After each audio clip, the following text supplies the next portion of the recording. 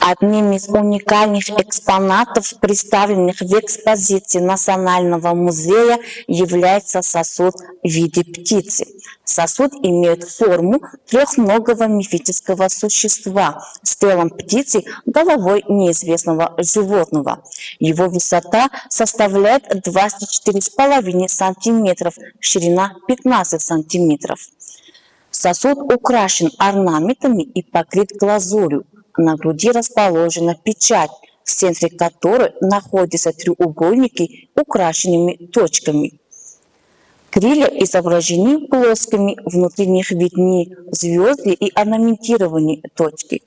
На плечах также имеются печати, напоминающие полумесяц. Цвет сосуда белый с зеленоватым оттенком. Сосуд был найден в ходе археологических раскопок в памятнике Бундикат в крепости Какаха-3. Датируется 9-10 веками нашей эры.